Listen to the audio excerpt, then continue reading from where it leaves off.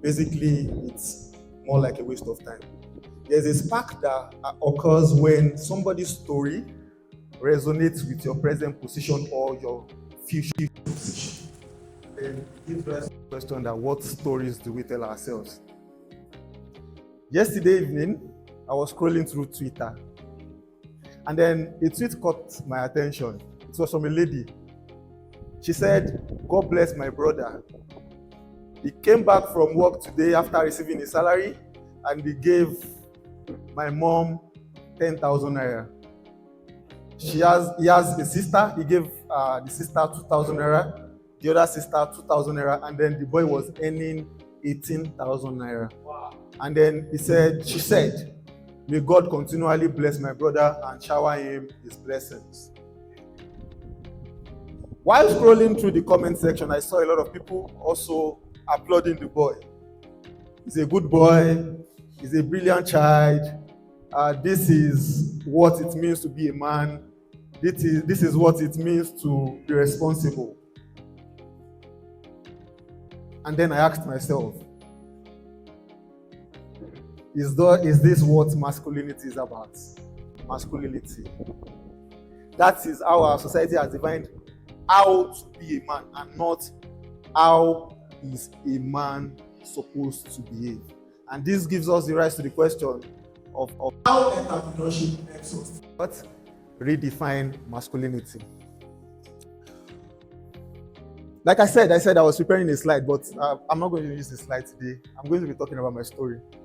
I'm not successful, so I want our guards down. I'm not a successful person. I'm a work in progress, just like everyone here. Your fears is what I also go through. Mentally, I'm drained. Financially, I'm drained. Spiritually, I'm drained. And then I know that a lot of people too are drained. 2019, I was in a paid employment. I was earning just a little salary. And then one day, one of our staffs, a lady, walked up to me and said, "Wale, are you sure this is what you want to do for the end of your life? Are you sure this is how you want to raise a family?" We were the same age group, like the same peers. If I was older than her, maybe like a year or 2 years. But she was the one advising me. She just walked up to me and said, "Wale, are you sure this is what you want to do with your life? Are you sure you can actually use this salary to raise kids?" People around me also started asking questions. Are you sure? Like, they saw me struggling a lot. And then they started asking questions. Are you sure this is what you want to do? I would go online, and then, like I said the other time, I went online and then I saw somebody who said he made money in less than 6 months and then he was a millionaire. I would also go online and then I see my peers, younger guys, buying cars, starting businesses, getting married. And then I'm asking myself the question that I know a lot of people are asking themselves too in this place: when do I find solutions to my problem? That was the same question I was asking myself when I stumbled upon entrepreneurship. I told myself on the day, and I said, I think this is the end of this road. I don't want to be in this paid entrepreneurship again. What I'm earning is not enough. I'm looking at it. How do I even get married with this? How do I start a family? How do I lead the lives? Like I was saying earlier, I said the reason why I started entrepreneurship was because I was broke. What I was earning was not enough. So that was the choice. I saw a lot of people online where people expected them. They even had videographer. I was asking myself, I don't even have money to it. When will I be able to hire a personal photographer that will follow me around to events like this? When will I have a personal videographer that will follow me to events like this? When will I be able to tell my mom to retire from her work and she shouldn't go to work again? When will I be able to tell my brothers that you don't need to work for anybody? I just deposited 2 million naira into your account. Those were the reasons why I started entrepreneurship. Those were the might that forced me into entrepreneurship. And that was how I started. The words of that lady kept on ringing in my mind. Wale, do you think this is enough? Do you think this can take you far? Do you think this can change your life? And then I started the business. Let me just put into context. I learned marketing. I learned graphics design. I learned human psychology. I literally stumbled on I literally learned everything I saw. I knew that I needed to know, I needed to have knowledge. So I was learning a lot. Any material I see, I'll consume it. And that was how it was so easy for me to start a business, because I was a generalist. I did the graphics and design for all our branding.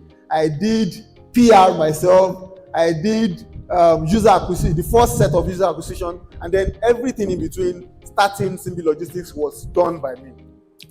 The first month, when I got into entrepreneurship, then on the first day of our operation, the person who was supposed to deliver a goods messed up that food. And then I just got a call when I was in my room, because I started from my room, from a small corner in my room. And then they called me and said, Oga, the person we went to deliver food to said he doesn't want that food again. How come? Beg the person now. Why are you calling me that? Somebody, okay, he said that this person has even went back inside, he doesn't care. And then the next call that came in was the vendor. And the vendor called and said, hello sir, the food is 18,000 naira. I've sent my account number to, Oga, food is 18k. You don't even give me any chance to even negotiate or even ask or even give what I feel about this. And then the rider got back. Unfortunately, I think it was a drink, a Monster drink, that I think he spiked one of the boats inside the box, and then it spilled. The food was 18,000 naira. Somebody once started a business because he wanted to make money. First day is only 19,000 naira. I didn't plan for that, because those are the mites that you don't understand about entrepreneurship. Those are the lies they told us. They told us that you were going to make a lot of money. So I didn't even prepare for all those challenges. I didn't even prepare that I was going to be. Imagine, how would I think that on the first day of operation I will be owing a debt? Who prepares for that? First day of operation, and then you are paying 19,000 naira. The only thing I prepared for when I started that business was that somebody told me that you should have salaries for your staff for 2 months. And then I think we were paying about 10,000 naira at that time. 10,000 naira for 2 riders, and then I had 20,000 naira locked up to make sure that I pay those staffs. On the first day, I paid out 19,000 naira for debt, remaining 1,000 naira. That was when the prayer started. I'm complaining about my previous job that I was not paid well. Now I'm starting my business with a debt. That was the first shock. That was the first shocker for me. And then we started continuing. Business started. On the days that we make a little money, I would buy bread, because growing up, I didn't have money to buy bread. So I told you, that's what I'm saying. The reason why I was doing entrepreneurship was because I wanted money. I was struggling. I saw my friends order for food. I saw my friends have the best women. I saw my friends hang out at parties. And then that was what sprung me into doing entrepreneurship. So anytime we make a profit, like I dreamed as profit. When I'm going home, I would just branch at Now Supermarket. I would buy shawarma and bread, and then I'll go home and feel fulfilled. Wale, you are doing well for yourself. So this is how they've been suffering you in that company that time. And then now you can actually afford to buy shawarma. After a few months, I couldn't pay salaries. Then I would notice my mom would just walk around my room and then see what I'm doing, because it was so obvious that I was depressed. It was that shawarma that was just giving me energy. You know, somebody that is depressed, anytime you cannot lay your hands on shawarma or bread, I'll just feel like I'm on top. Like I'll psych myself that I'm doing well. At least the other guys outside there, they cannot buy shawarma now. I'm closing from work and I'm buying, but I know that I'm struggling.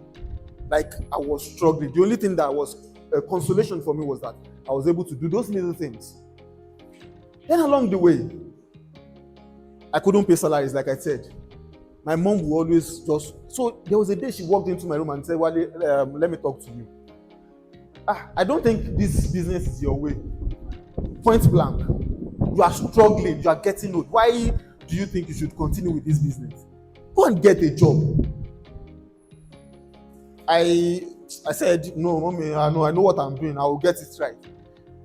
Fifth month, I found out that I was earning below what I was earning in my previous job. In my previous job, I was complaining that my salary was low.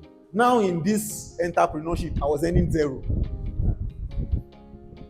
Who takes that? The reason why I left my job is because I want to make more money. How am I earning zero now? Then I said, enough is enough. I would need to get a job. So I started writing applications out. I started sending applications, marketing roles. I had a background in marketing. I did social media marketing and then social media management for some few companies. And I felt like, oh, this is a very good terrain for me. I'll be able to do well for myself. Then I started reaching out to companies. One company sent an invite to me, and then I did the first interview. I passed it. I did the second interview. I passed it. And then I did the third interview, and then they said they would pay me 70,000 naira. I think 70,000 naira or 80,000 naira at that particular time. Somebody that is earning 0 naira, it's a win. And then I feel like, let me take this job. Up until today, I don't know the reason why I didn't get the offer letter. I just found out that they didn't send offer letter to me.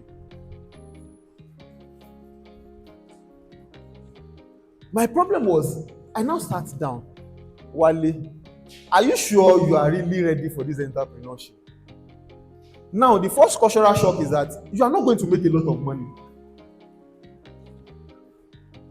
That was the first rude awakening for me, that Wale, you thought you were going to make a lot of money. Now you will struggle and struggle. Do you accept that? Then I told myself, yes, I accept that. All along, I told you that the business was not doing too well. Sometimes my friends will come around and say, Wale, get drinks for us. And then I'll just pick money from the, we are making money now. At least we've done 15 orders today. I'll just pick money and send somebody, I have a rider. I don't need to be disturbing myself. Please help us pick a bottle of wine from CSC supermarket or now supermarket. And then my friends will just stay around. We'll talk about Nigeria. We'll talk about the problems of Nigeria. We'll gist about the lady they slept with. They will talk about a lot of things. I didn't notice that was the reason why I could not pay salaries. I was just thinking that maybe somebody from our village was still doing it. I didn't pay attention because there was flow. So sometimes you will not even know that there is a problem because there is a cash flow. And when there is a cash flow, you will not even know until that cash flow stops. So the business was still like, if today I make 15,000 naira, I will spend 12,000 naira out of that money on my friends. We would enjoy ourselves and then do all sorts of things. And then this takes me to the next part, which is what? The collapse. A lot of customers that were using Simbi at that time stopped using Simbi because our service was not predictable. Wale will be at parties. I don't want to miss my friend's wedding party. Stupid Wale. I would be at that wedding party and then I want to be attending to others. Hello, I want to pick up from Ijomu Junction to Alagba. I cannot hear you. Let me leave. Next thing, sorry, I've gotten another person to undo that order. That order is gone. So that was how we started losing customers, and then the business was at the end of collapse. And that was when I sat myself down. I think all the fallacies that you've actually taken from your last work into this business is lies. The first root shock was that in my job, I just needed to be at work before they paid me. Now in entrepreneurship, I'm now finding out that even if I start my bike, if POK orders for a ride and then I start my bike and I don't deliver that goods, he will not pay for that goods. Nobody pays you for effort in entrepreneurship. People pay you for value. I was earning salary. Sometimes I feel like I don't want to go to work. I will resume late. They will still pay me my salary. But now in entrepreneurship, I'm now finding out that nobody will pay me because I'm even trying. If today you order for a ride and then I deliver that service for you, tomorrow if I cannot meet up with that particular service again, you will not pay me. So that was how I started on learning all those lies and might I taught myself. I don't know if it is society that conditions us. I don't know if it is poverty, but I know that those are the mindsets that keeps entrepreneur in one spot. So I started on learning a lot of things. The first thing I did was that I took out the chair that my friends sit down and I broke it. It was just one chair in my office. I purposely took those things that if you come to my office and then you want to come and play with me, you will sit down on the floor. And if you are not comfortable sitting down on the floor, you will leave. That was the first thing I did. I made sure that I break all those chairs. I took it out. The second thing I did was that I told myself I was not attending any wedding party for the next 2 years. I don't want to know who is doing that wedding party. Even if it is my blood brother, I will not go for the next 2 years of my life. I stopped that too. Then I started tracking my finances one after the other. You are getting paid a salary. The moment you exceed that salary you are getting paid, you wait till the next month. So I employed myself in that business. Enough of I'm feeling bored, I'm feeling tired, I'm feeling depressed. Let me go and eat shawarma. I'm feeling bored, I'm feeling depressed. Let me take a girl out. If that depression wants to kill me, let it kill me now.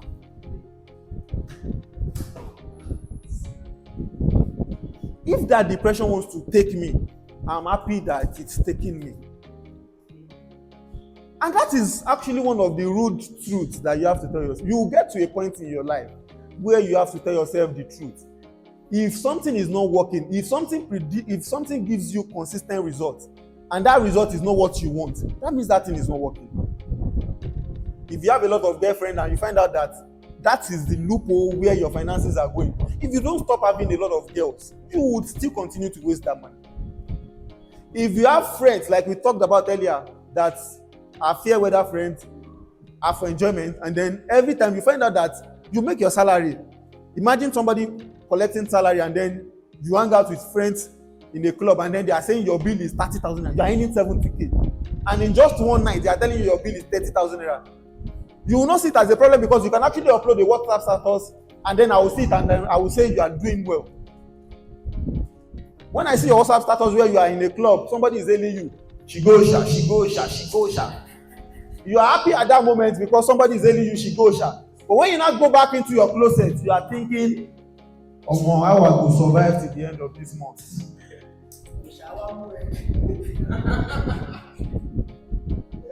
You are thinking, how am I going to survive? And that gives you the impression that what moves your life forward is done by yourself in the closet. You cannot move your life in the open. Nobody moves their life in the open. There is no accidental success. I tell people, I know a lot of Nigerians believe there is accidental success, but any success that stands the test of time is not accidental. There's nothing accidental about it. So a lot of people, you'd see them, they want the limelight. You don't have substance. A lot of people don't have substance. You don't have value, but you want that limelight. And you'd even find out that in this dispensation, like our MC has said the other time, it's the dispensation of noise. Somebody who doesn't have a job is advising people not to take their job seriously. Somebody who is earning 10,000 naira is telling you that 40,000 naira salary is small. Why should you take that? Somebody who is under scrutiny at their own workplace is telling you not to take extra roles. There's a facade, and that facade is social media. That is where they define masculinity. That is where you also define your own masculinity. And then if you want to redefine masculinity, you don't redefine it in the open. It is redefined in the dark place, which is where you put in the work. So, like I was saying, a lot of things was taken out of my plan. If you come from abroad, I had friends who came in from USA, from Canada. If you call me, Wale, let's hang out. I'm at work. I'm not going out. It's not possible. If you want us to hang out, you are coming for your research. You are coming for your own break, and you want me to leave my own work to come and play with you. So when you go back to US, who pays me? The only thing that I can enjoy is you take me to where I can eat, and then I'm eating eba, okra, egusi, and therefore I will still go home and still purge. I will go home and purge, but I'm happy. You're happy that you are giving me those things. But in the dark, when you now return back to US, what is left of me? And that's one thing I want us to ask ourselves. You can say you are a lot, but in the dark place, when it's just you in your room, who are you? And that is what determines the next pedestal of your life. Who are you?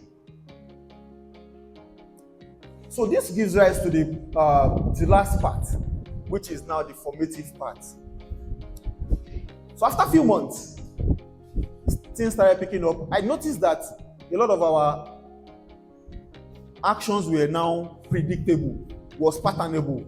People didn't come to my office again. I didn't tell them not to come to my office. Like POK said the other time, you don't tell somebody that you are not doing Yahoo again. You will go and look for a 20,000 naira job and start going to that job. You don't have a job and you are telling your friend that you don't want to do Yahoo again. How do you stop doing Yahoo? You are hungry for crying out loud. You will do Yahoo. Go and take that 10,000 naira job or 20,000 naira job or that volunteering role and do it. Why are you telling yourself lies? Why are you telling yourself lies? Why are you telling yourself that you won't smoke again and then you are saying you want to hang out with your friends every night? Why are you telling yourself that you won't smoke again? You would smoke. So for you to change your life, like I said earlier, I changed some pattern. And now this pattern now started producing results. But a lot of people saw just the result. They didn't see the pattern that I changed. And that is how life is. What you have not changed in your life cannot produce results. That is why the result is not there yet. Unless you want to tell yourself lies. If your life is not producing results, take it to the heavens, take it to the earth, take it to the hell. You've not changed something about your life. Time doesn't change people's life. You are feeling sad today, you will feel sad tomorrow. You are hungry today, you will be hungry tomorrow.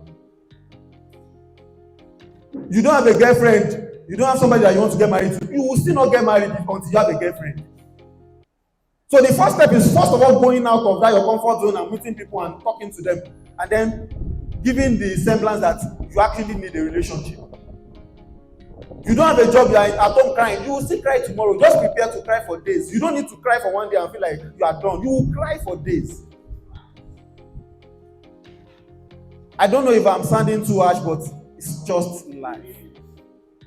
So until you now can tell yourself those are truths, what pattern of my life, please, I'll round up. What pattern of my life is producing the results that I don't like? So the first part is, the result is there already. You are broke, you don't have a job. It's not somebody who's doing you from village. You are broke. The first part that an average Nigerian thinks is, they don't get my papa, they don't get me too. No, you don't have value, you don't have a job, and then you will not make money. Your phone is not ringing every time. You are scared that, what's happening? Why is my phone not ringing? You are not valuable. That is why nobody is calling you. That's why they are coming to you with petty talks. That's why somebody will come with you and say, I just saw a fine girl. Because what you are uploading is that Wizkid is dissing Shewon Kuti. I don't know how that. Put money into your own account. Your business is not another person's business. Your business is your own. Like, if you don't have something that you are focusing on every day, that means you are another person's business. So entrepreneurship would help you reshape a lot of mindsets, a lot of cultural norms, a lot of conditioning.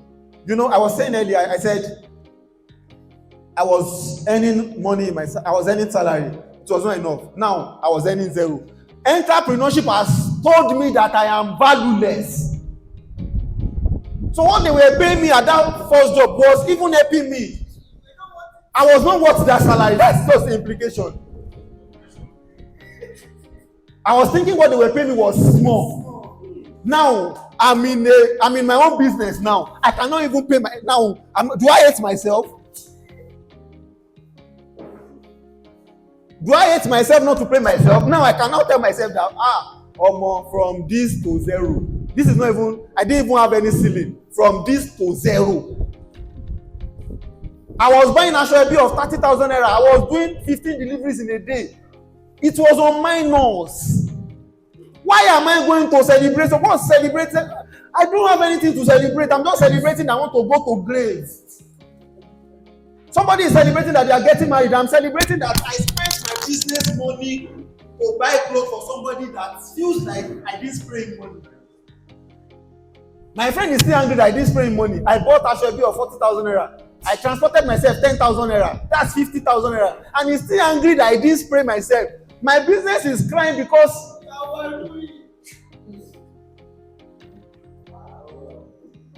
I'm dying. I needed to tell myself, Wale, this is how to die. You don't die all at once. You die slowly. It's little by little. You don't die all at once. Nothing spoils at once. In life, there's nothing that spoils at once that you just say, this thing spoils just one time. You would always see it. There's a grinding, you are saying that, okay, there's a friction somewhere and then it has left the traces. You find out that, why is this thing in this place? If you are not cognizant, you would just say, it's nothing. But if it's somebody that is cognizant, you would start evaluating that it seems that something is wrong. And that is what entrepreneurship teaches you. And that's why you see a lot of content creators are very poor. They come and camouflage for you online and tell you they are doing a lot, and then they message somebody who is earning 40K to help them recharge their phone so that they can come on live again.